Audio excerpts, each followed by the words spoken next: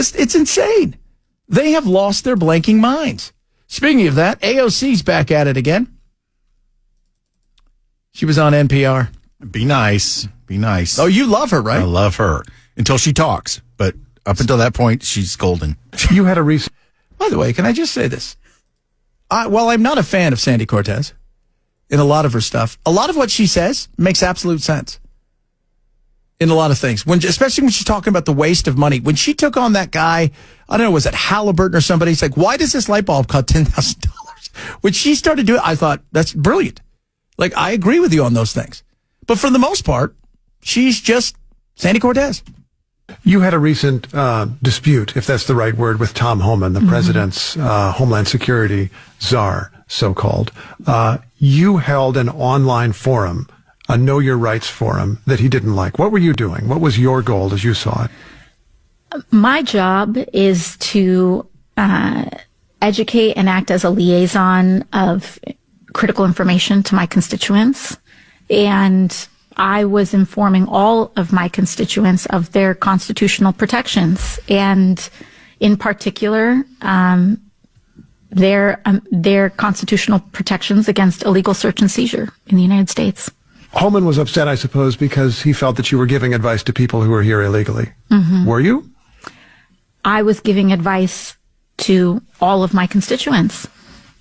Yeah. He said he was going to report you, or even that he did reach out to the Department of Justice. Have you heard from the Department of Justice? I have not, and I intend on reaching out to the Department of Justice to inquire.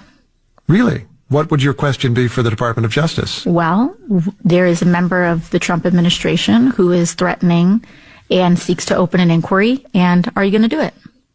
What would you learn? What do you hope to learn from that exchange? I think it's important to know where this administration stands and if they intend on using political intimidation to silence their critics. It's not about political intimidation. You're out there telling people how to avoid certain. You're actively working against the federal government, of which you're a part of. Like, that is fascinating to me. You're working against the federal government. I mean, that is... I guess we shouldn't be shocked anymore at this. And I love the whisper talk. We should do whisper talk. Belle, how was your weekend? It was phenomenal. Fantastic. I sat around and I screamed into the void. The void, that's fantastic. I knew I'd be coming into work today to just whisper. The whisper talk. Ken, how are you in the whisper talk? Well, I had a good time this weekend. I did absolutely nothing. That's fantastic. We're doing this lots of whisper talking. God, it's just so... Even when I watch their videos, it feels like it should be whispering. Like it's in sepia. It's not even in color. It's like black and white. Hi, everybody. Welcome back to Soft Talk. It's like soft rock, but soft talk. She's working against the government. She is. She's working against it. And you know what else is sad is she's trying to scare people that are here legally, along with everybody else, saying they're all coming for you. They're coming to take you away. Ha ha, he he. They're coming. You can't stop it. Even if you're here legally, they're going to throw you out. That's so wrong. That's ridiculous.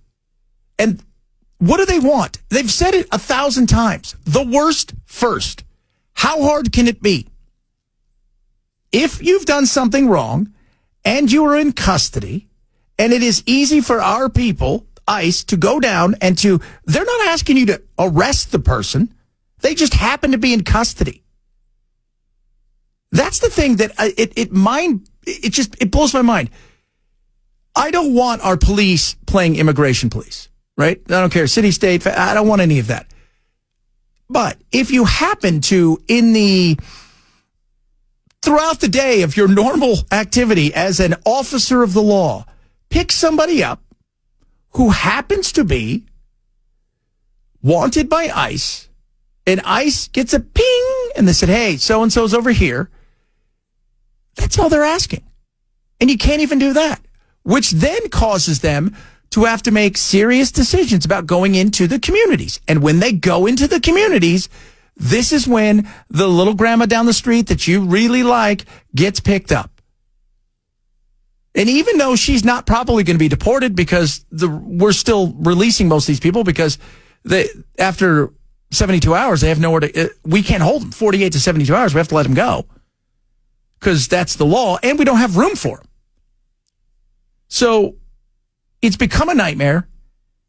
And all they're asking is, can we get the worst first? And you can't even do that. You've got to just say, well, if you're going to take one, you're going to end up taking them all. So alas, here we go, which is just ridiculous to say the least.